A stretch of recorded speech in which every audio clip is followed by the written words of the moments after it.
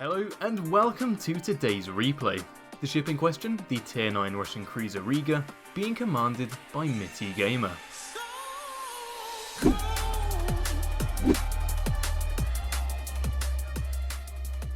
Okay, so Mitty is currently playing on Sleeping Giant in the Domination game mode. The game is a Tier 9 game, so he's top tier going against all the way down to Tier 7, so he does have a bit of an advantage, but I just want to quickly move your attention to the map. On Mitty's side, there are currently 4 ships. He has got the Z-46, himself, and the 2 Francesco Cariciolos giving him support from behind, but apart from that, the other 2/3 of the team are on the other side of the map, meaning if the enemies do pile onto this side, it's going to be rather tough to hold back. And that's really what this replay is about, because it's mainly about what just good positioning can do, and I mean, it's not so much about damage, but it's more the fact of what a good position and generally just playing quite well in your position can really do for the team. Now, he's playing in Riga, which is the Tier 9 ship and the predecessor of Petropavlovsk, and you certainly do know about it because it is incredibly well armoured from the front with a 40mm icebreaker bow and 35mm decking with a moderate amount of superstructure, so it's pretty well at taking damage. Now, he has just been spotted, and there is the enemy Igumo. Now, the high explosive shells on this ship aren't quite the best, but they are accurate with a sigma of 2.05, and you can see that because he has just knocked out the torpedo tubes, and unfortunately the duration of the radar on this ship is very short, but as you're about to see, he does blind fire using the map since he only just got undetected and manages to get 4 further hits and a fire. Now, you'll notice in the top right corner the damage counter is still going up, and that is indicative of the Igumo using their damage control to repair their torpedo tubes, so now he has got a permanent fire on the destroyer, which is certainly quite nice to have. Now, already you can currently see there are now 4 enemy ships on this side of the map, and there are 6 on the other side, so already it's a 1-to-1 ratio with the ships on this side of the map, so currently it's relatively fair, but that will certainly change as the game goes on. Now, already we can see that 2 of the enemy ships have been taken out, the enemy Skane and the enemy Megami on the sea cap, so the friendly team has got a very nice hold on that side of the map. And the one good thing about this ship is the armor piercing.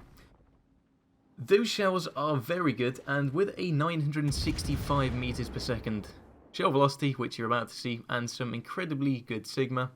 they can do a lot of damage, especially when you've got a light armoured cruiser such as a Shores showing you a broadside, allowing you to get a double citadel as well as 2 over-penetrations. Now, because they didn't move, he has gone and tried firing again, and even if he does start moving, he's probably going to get some hits anyway, and there we go, yeah, does manage to get 4 hits, albeit it was 3 over-penetrations, which is a bit of a shame, but still manages to get a few decent hits, and those are some torpedoes, I'm assuming, from the enemy destroyer. Now, already you can currently see there is a Pommern which is going into the inside of the Alpha Cap, so now on this side of the map, and alongside having the Shores there, they are now heavily outnumbered with the majority of the players currently on Mitty's side of the map, so holding this island is going to be crucial. Now there is Nelson coming up,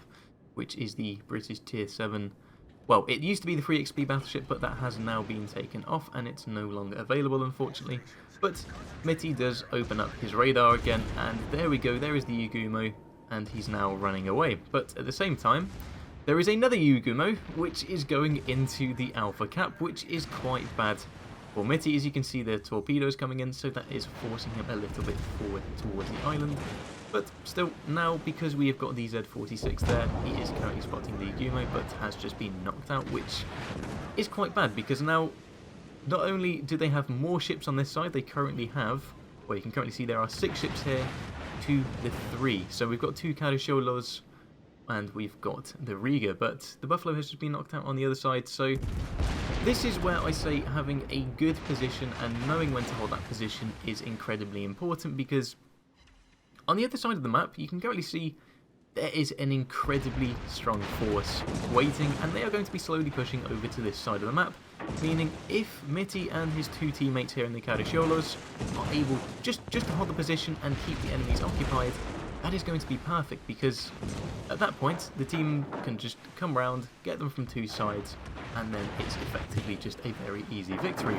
But at the moment you do need to be careful because there is the Yugumo ahead of him, and as I was saying, here comes some torpedoes and there is the Hydro currently active. Now, Petro is quite lucky because it does have access both, well, I mean you can choose different consumables, but it's most recommended to go for the Hydro, but you can go for both the Hydroacoustic Search and the Radar consumable, but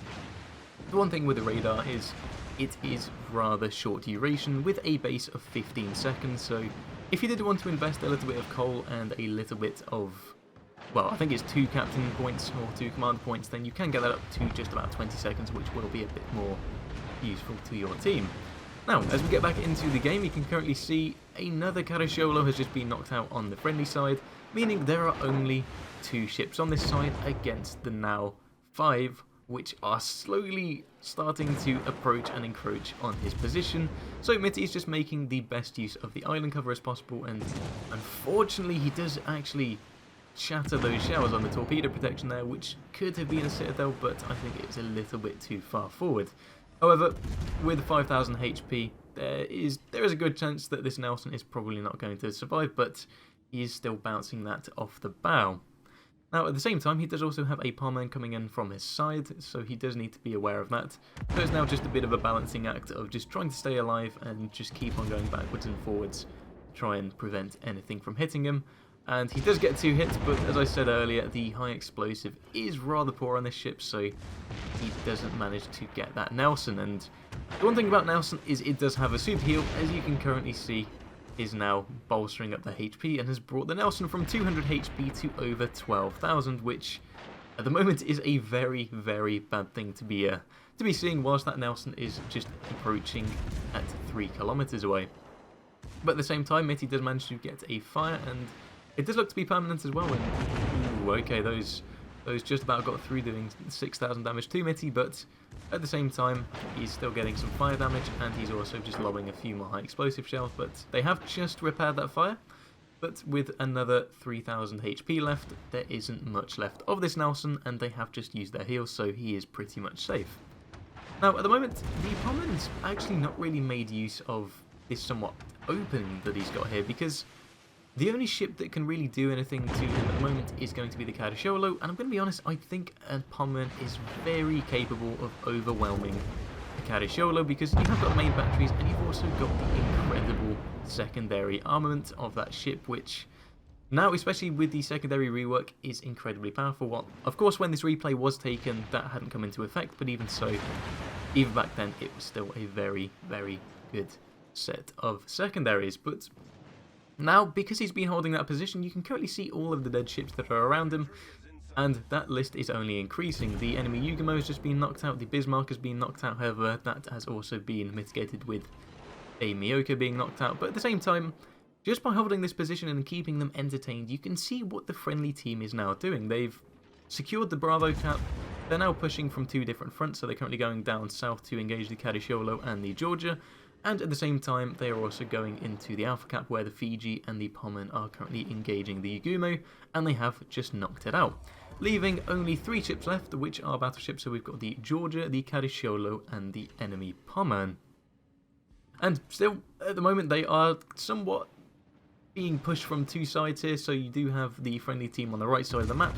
and you also have Mitty in this position too, so there's not really too much they can do, so Mitty just has to carry on holding this position, and as long as he does that, and also that is the Caracciolo just being knocked out by the Wu Jing, so there are only 2 ships left now. It's really just a fact of just keep on holding this position, and it is a guaranteed victory. Now, the Pommen, unfortunately those shells do just hit the island there, so most of them don't actually manage to hit their target, but with 17,000 HP left, there isn't too much left of this Pommen, so Mitty can just start to make the most of his frontal armour, and now angle up. Unfortunately, he's aiming a bit low there, so those are bouncing off his bow, but at the same time, as long as he can just absorb the fire, which he didn't really absorb it here, well, I guess his HP pool absorbed it, but he's still able to survive, and as long as he can just stay bowing and not expose too much of himself, then he should be okay. So it does go back to high explosive, and plays a little bit risky here, but because the Pommen has just fired, he should be okay just to clear that and show a bit of side. And whilst he's doing that, the Caracciolo, the Fiji, and the Pommen can now focus their fire until that Pommen gets knocked out. With which, he pays attention to the Georgia instead, which is now coming round, and that is a scary opponent, especially at 3.5 kilometers in this ship. So that's something at this point. Is like, do you take the ram or do you go for something else? Now,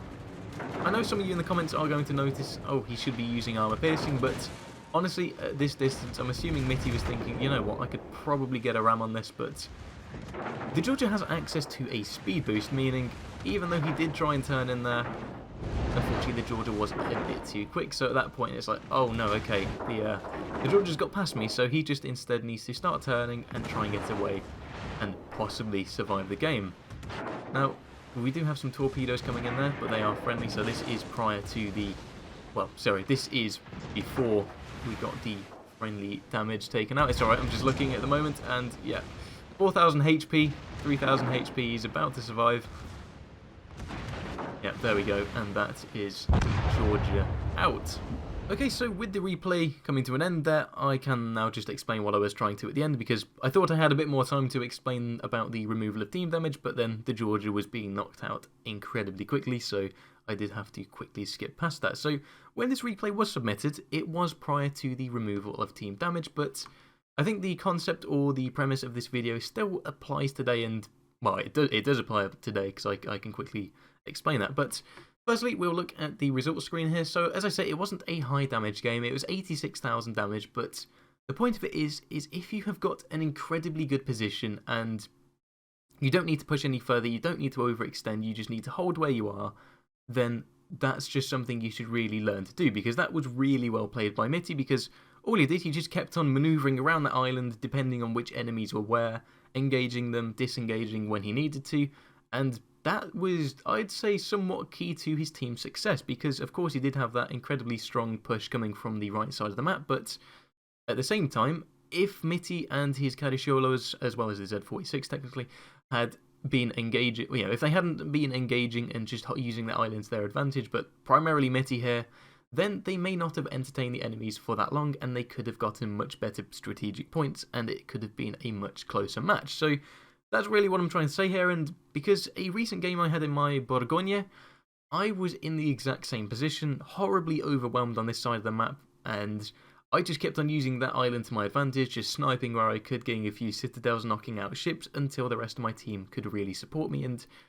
it's just an incredibly good replay. But apart from that, this replay was just incredibly good at really explaining that concept. So thank you very much for submitting it, and you can see there's a pretty decent end result there, considering as well. But if we look over at the team score, we have got 1,576 base experience, so definitely a decent result there too. But that does bring us to the end of the video, so Mitty, thank you very much for submitting that. Again, apologies, it's incredibly late considering it was on